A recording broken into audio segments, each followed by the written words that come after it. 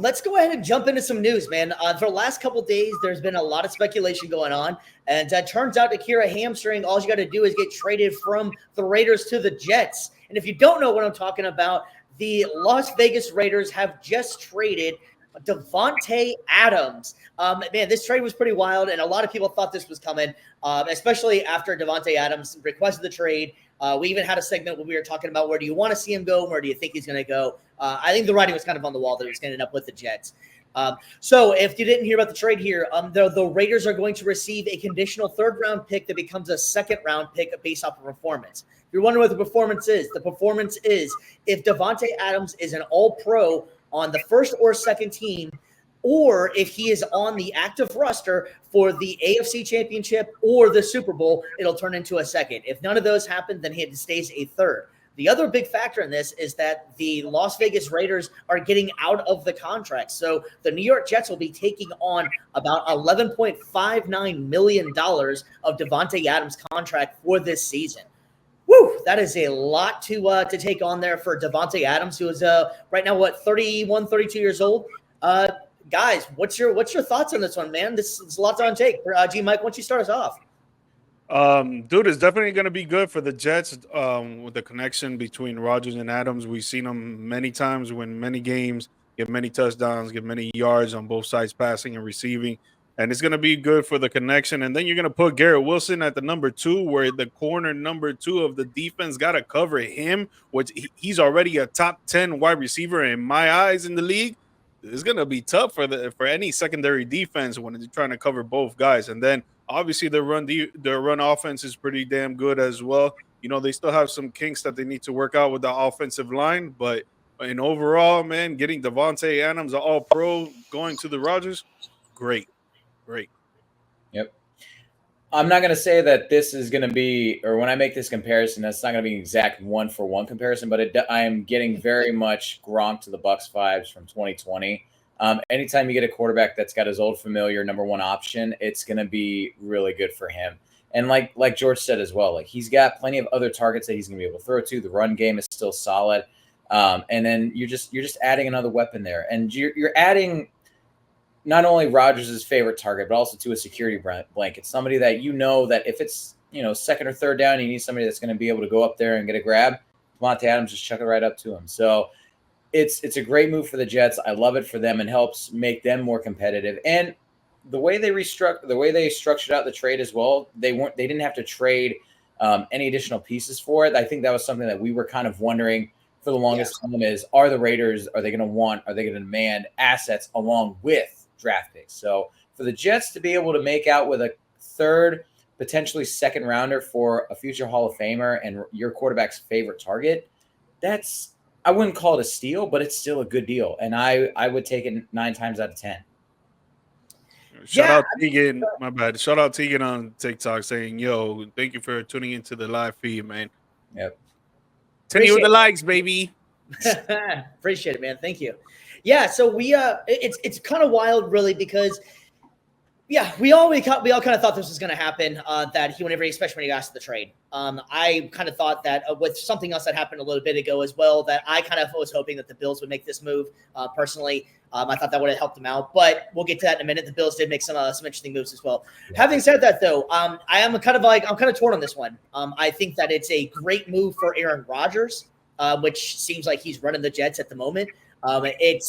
Aaron Rodgers is getting exactly what he wants. So if this doesn't work out, it's going to go back on Aaron Rodgers. And I've brought this up a couple of times in the past, and it's really starting to show with Aaron Rodgers right now. That he just looks extremely uncomfortable and really grumpy. If that makes any sense. And what I'm saying is that I don't think that he has the chemistry with these other guys. Now I get it. You bring in his guy. You bring in Davonte Adams, and let's see if he still's got it. If he still has it, then this goes down as a great move mid-season. But if it doesn't, the Jets are in deep. Now they're stuck with an aging quarterback, and they're stuck in it. Let's face it. Davonte Adams, and there's no disrespect to Davonte Adams, one of the best in the league. But Davonte Adams isn't young anymore either. Davonte Adams is 32 years old. Davonte Adams, I think, still has it. He hasn't really had to do much in Oakland because in Las Vegas, because they have been competitive in the last few years. Let's face it.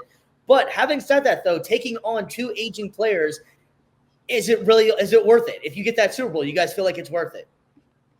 I do. I do feel like it's worth it. And honestly, man, I can't come to grasp the whole it's gonna be Aaron Rodgers' fault thing. And it's like I know you're not the only person saying it. I know there's many others that are saying on Twitter and all social media handles and even on ESPN and Barstool and all these stuff. To me, I can't grasp it because at the end of the day, if you watch the games, the reason why Aaron Rodgers can't do what he does is because the offensive line. When the offensive line actually blocks, like they did last game, and maybe week 2 or week 3 when they played, what was it, the Patriots? I don't remember who they played, but he had a crazy Monday night game as well that he went like 24 for 28 with 2 TDs, 250 plus yards passing. And he was basically doing that last game, and he was just showing everyone how he actually plays the game. And they lost because he threw an interception at the end of the game. But if you watch the route that Mike Williams ran, and he talked about it in the press conference after the game, he did not run the right route. So if you don't have a connection with your quarterback and your quarterback's trying to make all these plays, he's getting pressured every single play. He's got to run out the pocket when he's 40 years old to try to make something happen, and you can't even run the right route. But then everybody wants to put it on Rodgers. I can't seem to grasp that whole concept that it's going to be Rodgers' fault. I can't. I just find it amazing though that we always just go. This is why exactly what you're saying. Exactly why, because Rodgers is always the same one. What quarterback in the league goes out there and it's like, oh, he ran the wrong route, and I guess the 3 interceptions that he threw in London, that was somebody else running the wrong routes as well. It's always something, and it's never just the fact of, hey, maybe I just should have maybe I should have spent some more time with my guys in the offseason. Tom Brady, I know, like you were talking about, BC, he went from a one team where he was the guy, went to a whole other team. What did Tom Brady do? He made time to meet with his guys, whether it's just having a barbecue, throwing it back and forth, get to know these guys. Rodgers doesn't want to do that, and that's why you have to bring another security blanket in for him. It's always excuses with this dude. Yeah, and on top of that, I will say, like, he did all those things as far as establishing connection and rapport with his players during the COVID season. So that's another thing, to go from everybody, I know everybody in the building, I know everybody from the staff to the coaching, to the coaches, to the players, everyone in this organization I know, to completely new staff, and one player that is brought over from my old team, and then another one as well that was kind of a loose cannon in a sense. But new organization, new teammates, new everything. And we're at a point where we have to isolate. And we're at a point where we can't really gel together so much. That's why, like, I will say, like, watching just quick shout out to the Bucs documentary team in The Current. Like, they have a great series on it. It's incredible to see, like, how they were able to come together in that season to make it happen. But it's 2 different guys. It's 2 different people. Rodgers is Rodgers. Brady is Brady. They are who they are. Rodgers. And 2 different teams, 2 different O-lines. They are. And am I not correct? Am I not correct, BC? No, you're not. You're correct. Like, exactly. You had Pro Bowl caliber center and Ryan Jensen, Pro Bowl caliber guard and Marpet, Pro Bowl caliber tackle and Tristan Wirfs. All that, and also too, Jason Light's done a great job of being a GM. That is one thing I will put on Georgia's side as well, is that, let's just be honest, the Jets organization as a whole is not very well ran. Yes, bringing in Aaron Rodgers was great. Getting the trade for Amari Cooper, or not Mark. Oh my goodness, I'm getting ahead of ourselves. For Davonte Adams was great. But everything else that they have done, I think, even including firing Robert Saleh mid-season, it's not a great move. And Robert Saleh was a guy that had a lot of the respect of his players, especially on the defensive side, which, is supposed to be one of the, main fundamentals, one of the main keys of this team is the defense. And you just fired the guy that's like the face of it. So there's a lot of dysfunction in that organization. And there is a time and a place to blame Rodgers for certain things. Like Steve was saying as well, you throw 3 picks in a game, I guarantee you not all of them are because the receiver ran the wrong route. He made the wrong read. Definitely. But yeah, as far as blaming it all on Rodgers or blaming it all on Rodgers isn't fair. Just like also giving Rodgers all the credit if they do win the Super Bowl. Right. Exactly. It's much more complicated than that, but we live in a society, in a media where everything is reductive and everything revolves around the quarterback, and we don't like to think anybody else matters. They're just mindless drones out there. It's 11 on 11. It's not 1-on-1. Exactly. But, what do we know? We're just guys watching from the stands. From the stands. Views from the stands. Yeah, right. Yeah, and I'm like, I definitely think Rodgers still can play. So what I meant excited to see this happen with the Davonte thing, and if he's able to gel it back together in like the old Green Bay years. But here's just another situation with Rodgers and Davonte in this weird thing. If they wanted to get to back together so bad, why didn't they just do? They basically brought it's New York Packers at this point now. If you think about it, they got Alan Lazard, they got Hackett, they got Rodgers, now they got Adams. All you need to do is just bring back BJ Raji, and you got the old Packers back again or something. Like why not just make it work there? And that doesn't make any sense to me. You had a better coach. Matt LaFleur is a better coach than Robert Saleh was. So why was he trying to get out of Green Bay so bad? If they didn't want Rodgers back together. Yeah, they didn't want Rodgers no more. They wanted Jordan Love because they knew that he was the next man up. Were they wrong though? No, they're not wrong. I'm not saying that. Right. But he knew that. Rodgers knew that. So he was like, I'm going to get out of here before they tell me, yo, you're going to be the backup and we're going to have Jordan Love start and you're going to be coaching him from the sideline. He's like, no, I want to still play and I want to get paid. I'm going to go to a team that actually wants me to be there and that has a complete team surrounded by them and they just need a quarterback. Yeah, it's not even complete because I think the offensive line is atrocious, but others will say different. Yeah, I mean, it's exactly what happened with Brett Favre in the final years of his career, too. Like, when Rodgers was coming up, learned under Favre, they replaced him. Favre didn't want to stay and just sit on the bench. He wanted to still compete. And that's just exactly what we're seeing with Rodgers. So I don't blame the Packers for wanting to go younger at quarterback.